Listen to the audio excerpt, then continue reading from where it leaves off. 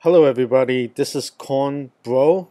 Trying to give you another video with an educated review of the Ledger Nano S cryptocurrency hardware wallet. I mean, I tried using it before and I have realized certain new evolving risk with this ledger, which requires you actually have the hardware, physical hardware, to access your cryptocurrency. Basically, it stores the key inside these thumb drives, specialized thumb drives, and you can recover from it and so forth like that. However, everybody matures in their usage and trading of their cryptocurrency, there's some evolving risk that not everybody's aware of yet, and we're trying to bring that into attention in this little bit of review. Alright, so you see this is not perfect. The review shows that it's around like a excuse me, like around 3.9 out of 5. Let's see some of the complaints.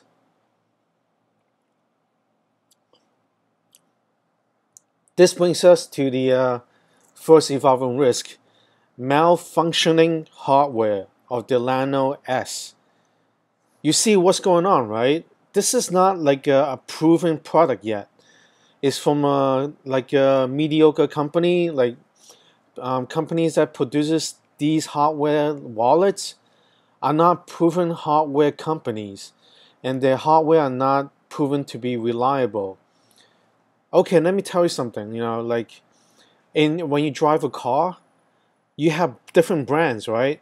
And everybody knows Toyota and Lexus are the best in the industry because they're reliable, physical products.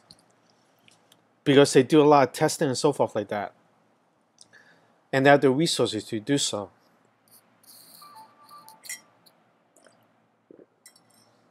But these new companies called Ledgar Nano S are charging very high prices for, maybe this is like a $10 at most, $10 at most, like a product. And you see, it's just the display is very simple, and it's not proven yet. And what if one day maybe you put it in your pocket, you bring it somewhere where there's a different temperatures, especially in New York City when it's cold in the winter and very hot in the summer, and it will affect the hardware with the different humidities and so forth like that. Malfunctioning, as you see in the Amazon review. And what happens when it malfunctions? This is the whole problem. When you malfunction, you can do like one thing that taken care of is that you can use a recovery phrase to recover your wallet. That's not bad. That in my judgment, is okay, but it gives a lot of nuisance, and that you have to recover and so forth like that. So that's like evolving risk number one that people has not addressed completely yet. It's like the hardware malfunctioning. What the types of the malfunctioning is? It like some humidity affecting the hardware, and it's an unproven hardware reliability that we. All right, that's that. All right, second thing to be aware of with the Ledger Nano S is that since you're keeping it in a hardware, basically. When you need to access it, you also need the hardware. And what this hardware cannot do is that you cannot transfer the assets with just the hardware only. You also need to plug it in to a laptop with the plugin installed on the browser. So basically, if you need to do anything, you're having a new evolving risk.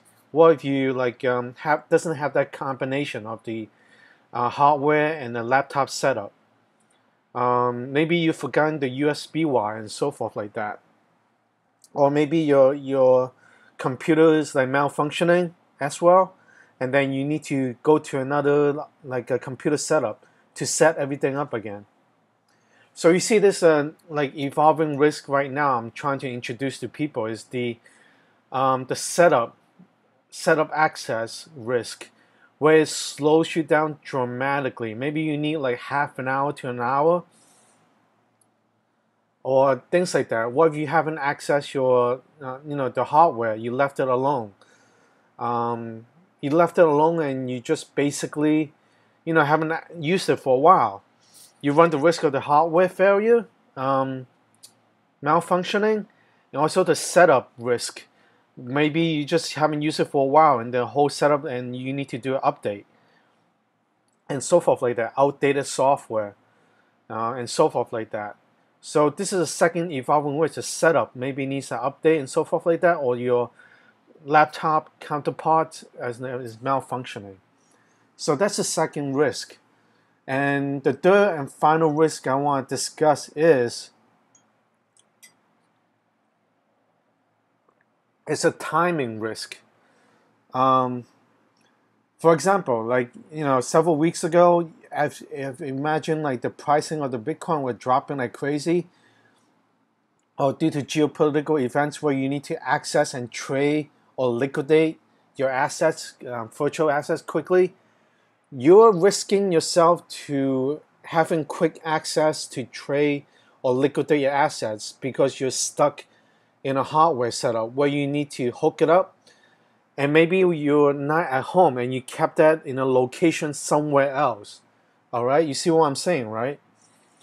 If you carry it with you, like this hardware, you run the risk of malfunctioning because you carry it to different places. You bump into your pocket, and there's temperature changes, season changes, temperature changes, humidity changes that you carry with you. But you keep it at home, you also have to run the location risk. Or if you need to liquidate and access your assets quickly, you separate it, right? Then there's a timing risk. You see what I'm saying, right? Because of a combination of different scenario and setups, your timing to access and liquidate or transfer your assets are delayed.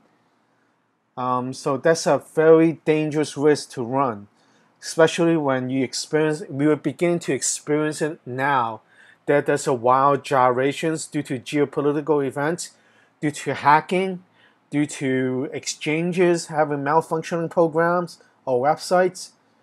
And when this is the thing, in some wallets or when you certain services, when you see a temporary unavailable to do that, you're basically screwed. Where you need to liquidate quickly or transfer quickly, when you're delayed by your hardware setup, by location setup, or the laptop setup, and you cannot liquidate quickly, and then you experience the final risk of the timing risk, and then you see that your transfer or your liquidation, your atomic exchange happens to encounter temporary unavailable.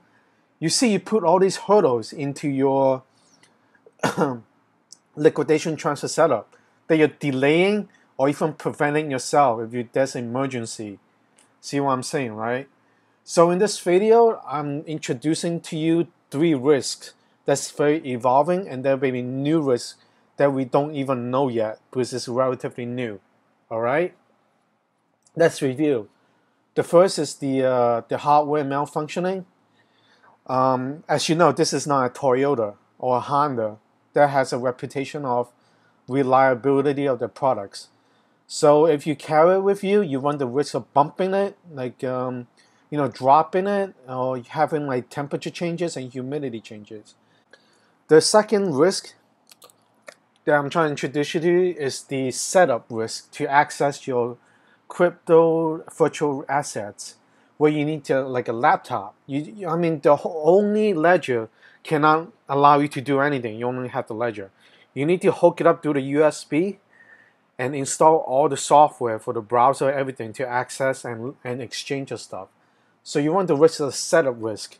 Maybe you haven't accessed your ledger for a long time, and then you try to set it up with your laptop, and then things don't work right. Like you need an update, or the USB wire is not working, and so forth like that. or maybe your laptop is too old, got hacked like that. So basically, that's the second evolving risk that we're discovering right now.